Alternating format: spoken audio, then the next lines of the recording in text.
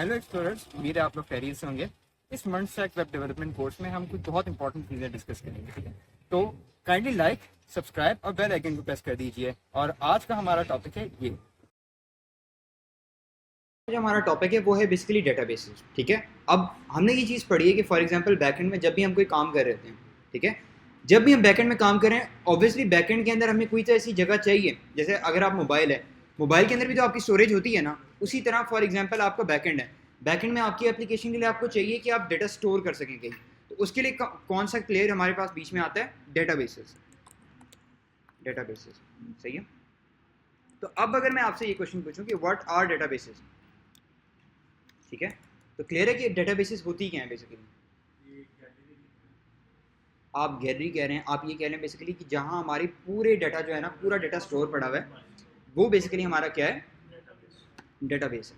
ठीक है, अब डेटाबेस में बेसिकली क्या होता है कि हम किस तरह काम करते हैं कि हमने थोड़ा सा फ्लो एक दफ़ा मैं दोबारा रिव्यू करवा देता हूँ। हमने ये चीज़ पढ़ी थी और ये मैं काफ़ी दफ़ा रिवाइज करवा चुका हूँ, बट स्टिल एक दफ़ा मैं आपको दोबारा रिवाइज करवा दूँ। ठीक है, होता क्या है कि फ्रंट एंड, ठीक है, और बैक एंड आता है हमारा। ठीक है, फ्रंट एंड होता है और बैक एंड। ठीक है, और क्या होता है कि हमारी बैकएंड के अंदर क्या होती है? हमारी डेटाबेस। ऐसे ही है, हमने ऐसी चीज डिस्कस की थी ना, कुछ ऐसे ही डिस्कस किया था कि नहीं? ठीक है, कुछ ऐसा डिस्कस किया था हमने। और डेटाबेस की हमने शॉर्ट फॉर्म क्या पढ़ी थी? डीबी। ठीक है, हमने ये चीज़ पढ़ी थी कि फॉर एग्जांपल अगर हमारे पास फ्रंट एंड पे कोई इस तरह का पेज बना हुआ है, ठीक है, और हमारे पास क्या सिनेरियो है कि हमें कोई इस पे बटन लगा हुआ है। इस बटन के क्लिक करने पे क्या होता है कि हमें इस क्लास के अंदर, ये जो यूट्यूब की क्लास है, इसके अंदर कितने स्टूडेंट्स अवेलेबल हैं वो पता चल जाए। ठीक है, तो मैं क्या करूँगा कि जब मेरा फ्रंट एंड इस पर हिट करेगा तो क्या जाएगा? रिक्वेस्ट। ठीक है, रिक्वेस्ट जाएगी। और रिक्वेस्ट और रिस्पॉन्स वाला, रिक्वेस्ट और रिस्पॉन्स कौन हैंडल करता है? वो तो ठीक है, रिक्वेस्ट और रिस्पॉन्स कौन, क्या चीज़ हैंडल करती है? एपीआई। Very good. ठीक है, बेसिकली क्या होता है कि एपीआई जो होती है हमारी, वो रिस्पॉन्सिबल होती है रिक्वेस्ट और रिस्पॉन्स को हैंडल करने के लिए। यहाँ आ गई हमारी रिक्वेस्ट। ठीक है, अब बैकएंड के बाद क्या होता है? बैकएंड किसके पास जाएगा डेटा लेने के लिए? डेटाबेस के पास। अब डेटाबेस के अंदर हमारे पास पड़ा होगा कि इस क्लास के अंदर 10 स्टूडेंट्स अवेलेबल हैं। ठीक है, तो ये रिटर्न करेगा इसको, बैकएंड को। और फिर बैकएंड हमारे पास रिस्पॉन्स में क्या चीज़ भेजेगा? ठीक है, रिस्पॉन्स। तो अब हमारे पास फ्रंट एंड पे क्या शो होगा? 10। तो बेसिकली ये हमारा फ्लो चलता है फ्रंट एंड बैक एंड का। और इसके अंदर जो डेटा डेटा वाला सारा सिनेरियो है, जो डेटा हैंडल करता है, वो क्या चीज़ होती है? हमारी डेटाबेस। ठीक है, डीप डाउन थोड़ा सा और एक्सप्लोर करते हैं डेटाबेस को कि एट द एंड डेटाबेस है क्या चीज़। ठीक है, ये तो हमें चीज़ पता चल गई कि डेटाबेस हमारी किस लिए यूज़ होती है? डेटा स्टोर करने के लिए। क्या हमारे पास मल्टीपल टाइप्स ऑफ डेटाबेस होती हैं? ठीक है, तो इसका आंसर है येस। ठीक है, इसका आंसर है येस। अब करते हैं टाइप्स ऑफ डेटाबेसेस।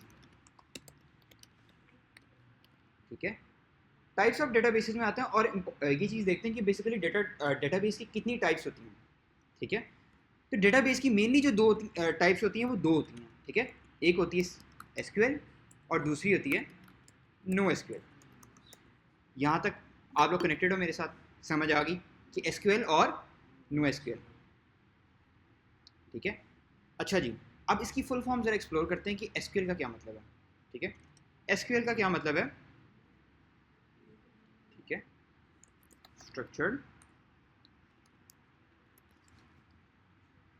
ठीक है, इसका ये मतलब है कि structured Curie language.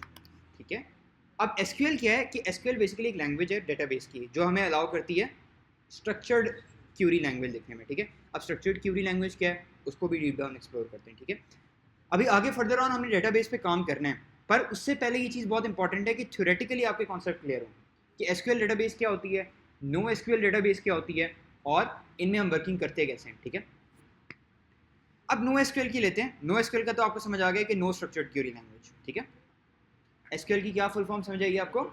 Structured Curie language. ठीक है, आते हैं और अब इसको डीप डाउन एक्सप्लोर करते हैं स्ट्रक्चर्ड क्यूरी लैंग्वेज को। ठीक है, सबसे पहला पार्ट जो हम डिस्कस करने लगे वो क्या है, स्ट्रक्चर्ड क्यूरी लैंग्वेज क्या होती है। स्ट्रक्चर्ड क्यूरी लैंग्वेज में हमारे पास डेटाबेसेस आ जाती हैं। एग्जांपल दे देता हूँ आपको। एग्जांपल पोस्टग्रेस, सबसे पहले तो MySQL आती है। MySQL शायद आप लोगों ने नाम सुना हो कहीं, MySQL, पोस्टग्रेस, इस तरह करके, ठीक है। तो बेसिकली क्या होता है, ये हमारे पास स्ट्रक्चर्ड क्यूरी लैंग्वेज है। और स्ट्रक्चर्ड क्यूरी लैंग्वेज का एक और नाम होता है, हम इसको क्या क्या एक और चीज़ कहते हैं, स्ट्रक्चर्ड क्यूरी लैंग्वेज भी होता है और साथ इसको हम रिलेशनल डेटाबेस भी कहते हैं। अच्छा, ये जो दूसरा नाम मैंने बोला रिलेशनल डेटाबेस, इसी से इसका एक पॉइंट निकलता है।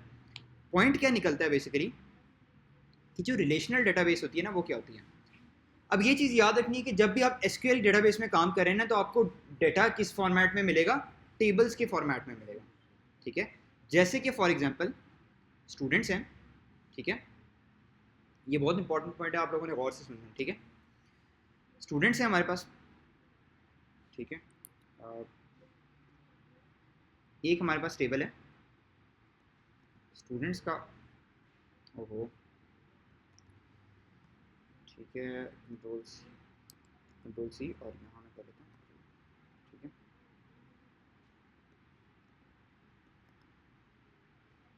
ठीक है, डन। अब यहाँ मैं क्या करने लगा हूँ, यहाँ बेसिकली मेरे पास आता है SID यानी कि स्टूडेंट ID, ठीक है, S नेम यानी स्टूडेंट नेम,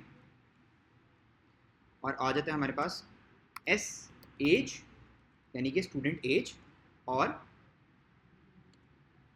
S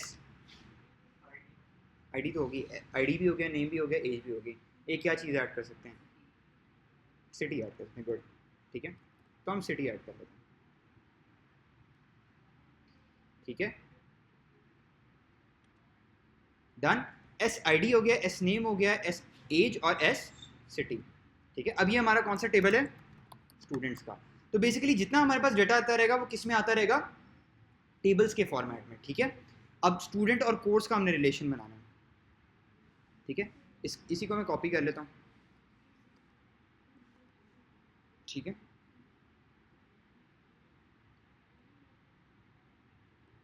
सी, ठीक है।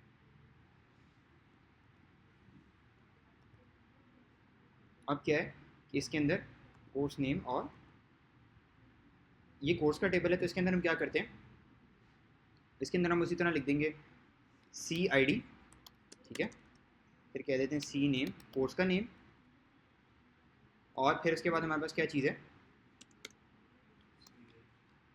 कोर्स की एज कहाँ से होगी, कोर्स की ID होगी, कोर्स का नेम हो गया, और कोर्स की क्या चीज़ आ सकती है हमारे पास,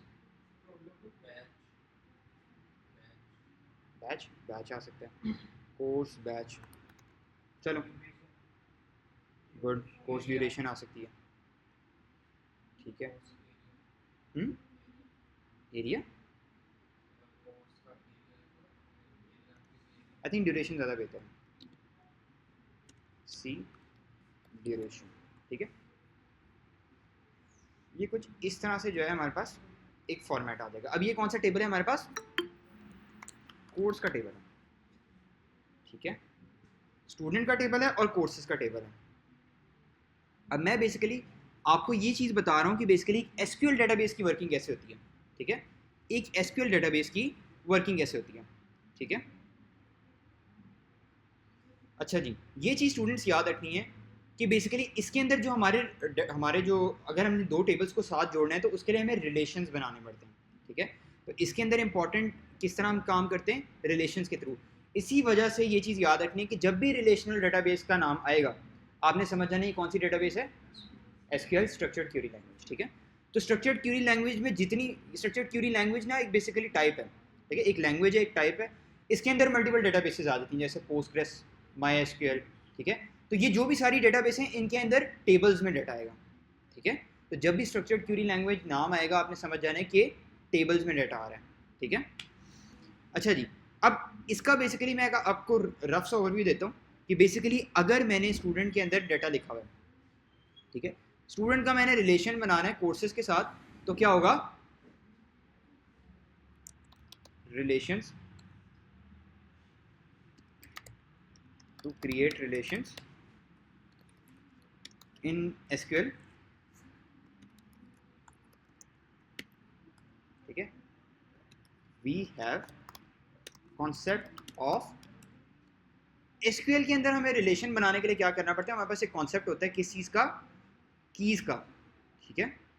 जो मेनली हमारे पास दो कीज़ यूज़ होती हैं वो कौन सी होती हैं, सबसे पहले नंबर पे आती है प्राइमरी की और दूसरे नंबर पे क्या आती है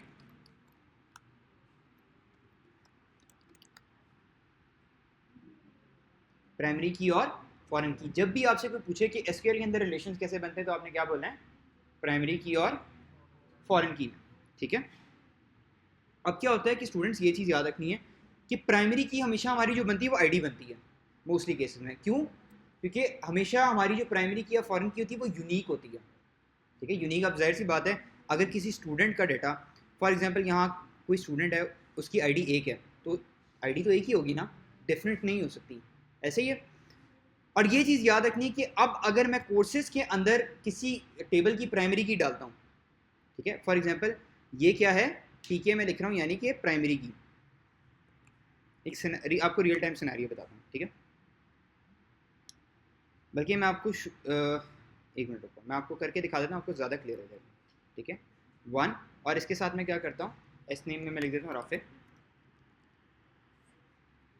ठीक है, और यहाँ मैं लिख देता हूँ साथ एज 40, सिटी में लिख देता हूँ लाहौर, ठीक है, डन। अच्छा जी, अब क्या है कि इधर आता हूँ और इधर आके मैं लिख देता हूँ 2, और 2 में क्या है तलहा, एज 40 कर लेते हैं और सिटीज़ की कर लेते हैं कराची कर लेते हैं। अब आपको समझ आ गया कि डेटाबेस में डाटा स्टोर कैसे होता है एसक्यूएल डेटाबेस में, ठीक है। एक एसक्यूएल डेटाबेस में डाटा कैसे स्टोर होता है आपको समझ आ गई है ना, ठीक है। अब बेसिकली इसके अंदर हमने जो एस आई डी है ना, स्टूडेंट आईडी, वो हमने क्या कर दिया, प्राइमरी की बना दिया, ठीक है। प्राइमरी की क्या होती है कि एक टेबल के अंदर हमेशा हम एक की बनाते हैं जो कि सबसे अलग होती है। तो हमारे इस वाले टेबल के सिनेरियो में कौन सी ऐसी चीज़ है जो सिमिलर नहीं हो सकती, आईडी, नेम हमारा सेम हो सकता है। अगर फॉर एग्जांपल डेटाबेस में एसक्यूएल डेटाबेस यूज़ कर रहा हूँ, मेरा नाम राफे, किसी और का नाम राफे हो सकता है, हो सकता है ना, हो सकता है, ठीक है। फॉर एग्जांपल तला है, तला किसी और का भी नाम हो सकता है।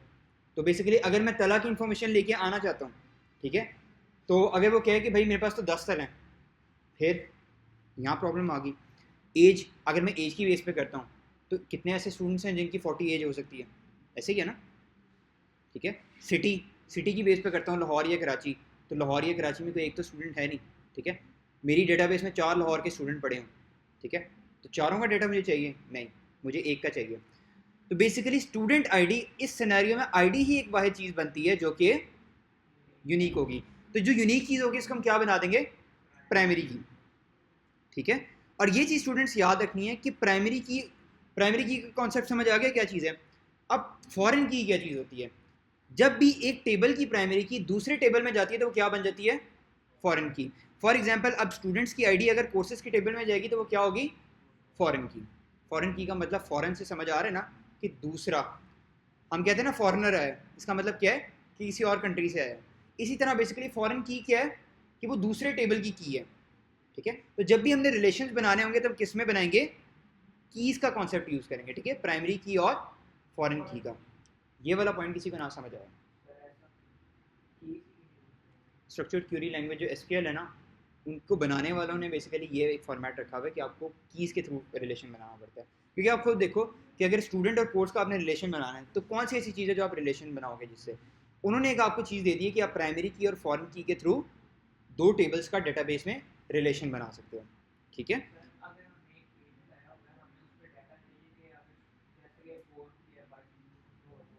हम्म,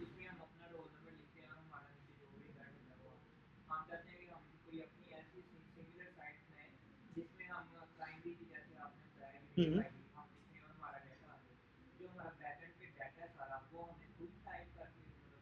बैकएंड पे बेसिकली हमें कंडीशंस लगानी पड़ती हैं कि हम किस तरह कर रहे हैं, ठीक है। डेटाबेस का काम ऐसा कुछ भी नहीं होता कि वो आपके फ्रंट एंड पे कोई चेंजेस करे। डेटाबेस, ये चीज़ याद रखनी है कि अब देखो दोबारा आते हैं इस चीज़ पे, डेटाबेस और फ्रंट एंड आपस में डायरेक्टली कम्युनिकेट नहीं कर रहे, ऐसे ही है ना, डेटाबेस और फ्रंट एंड का आपस में कोई डायरेक्ट कनेक्शन नहीं है। फ्रंट एंड पहले किधर रिक्वेस्ट भेज रहा है, बैक एंड पे, बैक एंड चीज़ों का हैंडल कर रहा है, ठीक है, जो उसके पास डेटा आ रहा है उसको हैंडल कर रहा है, हैंडल करके वो फिर भेज रहा है डेटाबेस के पास, ठीक है। तो इस तरह नहीं होता कि आपका डेटाबेस पे आप प्राइमरी की फॉरेन की बना रहे हो तो आपको फ्रंट एंड पे नजर आना शुरू हो जाएगी, ऐसे नहीं होता, ठीक है।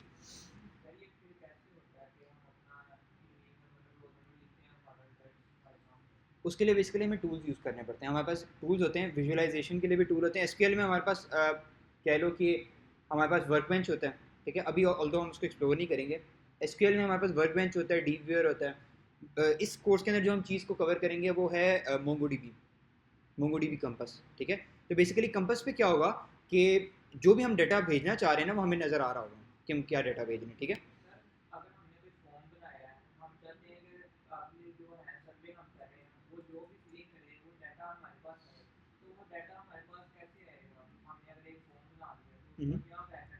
और बेसिकली इसी तरह होगा ना कि जो बैकएंड की एपीआई बनाएंगे ना, अब ये देखो दोबारा इस पॉइंट पे आना पड़ेगा हमें, रिक्वेस्ट और रिस्पांस पे, ठीक है। रिक्वेस्ट और रिस्पांस पे क्या होगा कि जो हमारा फ्रंट एंड है ना, फ्रंट एंड पे हमने फॉर्म सबमिट कर लिया, ठीक है, रिक्वेस्ट गई बैकएंड पे। अब बैकएंड जो है ना वो जो भी हमने फॉर्म में चीज़ें सबमिट की हैं वो किधर भेजेगा, डेटाबेस में, ठीक है। अब डेटाबेस के अंदर जब स्टोर हो गया तो डेटाबेस में आपका सारा डेटा पड़ा हुआ है, जब आपको गेट करना होगा तो आप गेट की एपीआई यूज़ करोगे और डेटा ले लोगे फ्रंट एंड पे। डेटाबेस हमारे पास बैकएंड पे अवेलेबल होगी, ठीक है। तो बेसिकली हमारी जो नेक्स्ट क्लासेस का टॉपिक है वो यही है, ठीक है, आहिस्ता आहिस्ता करके। अभी हमारा मेन गोल इस क्लास के अंदर क्या है कि हमने इस चीज़ को समझना है कि हमें डेटाबेस के कॉन्सेप्ट क्लियर समझ आ जाए, ठीक है। आप ये देखें कि पूरी जो क्लास है वो एक थ्योरेटिकल लेक्चर पे इस वजह से, क्योंकि ये अगर हमें ना समझ आए तो हमें नेक्स्ट डेटाबेस पे वर्किंग करना पॉसिबल ही नहीं है, क्योंकि हमें जब चीज़ों को पता ही नहीं कि NoSQL क्या चीज़ है तो फिर हम NoSQL डेटाबेस पे कैसे वर्किंग करेंगे, ठीक है।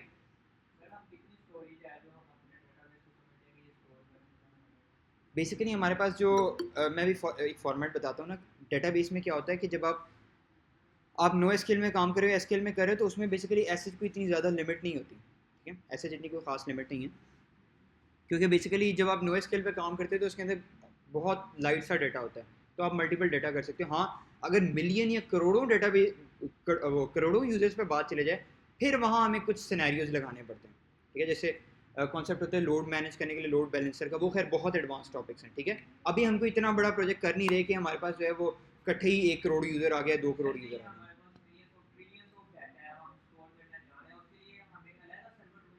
अलग सर वो हमें करना पड़ेगा, वो मैं आपको सिनेरियोज बताऊंगा, ठीक है। अभी ये टॉपिक हो जाए उसके बाद मैं आपकी पूरी डिस्कशन करता हूँ, ठीक है।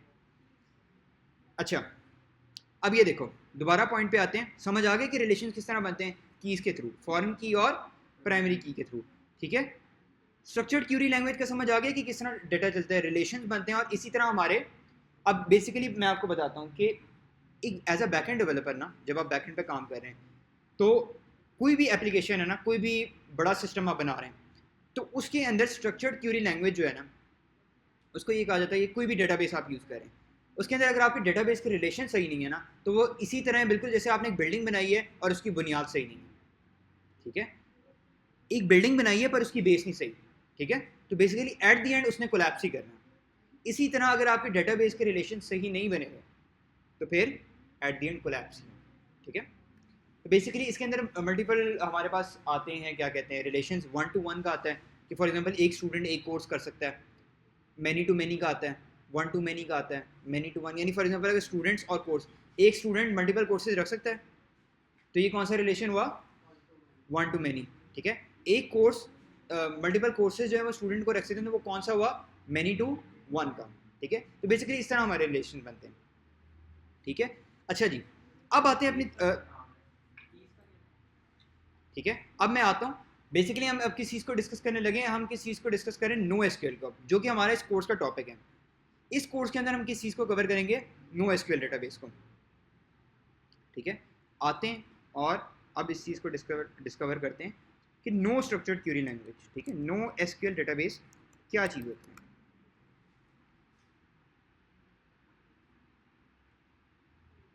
ठीक है।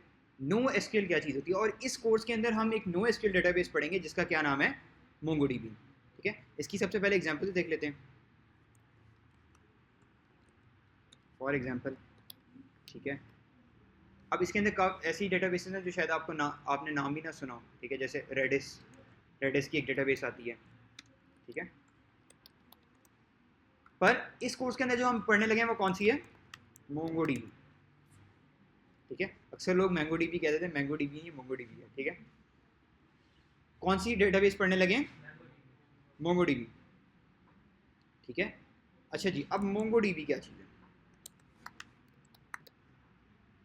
या मोंगोडीबी नहीं, इटसेल्फ नो एसक्यूएल डेटाबेस क्या चीज़ है, ठीक है।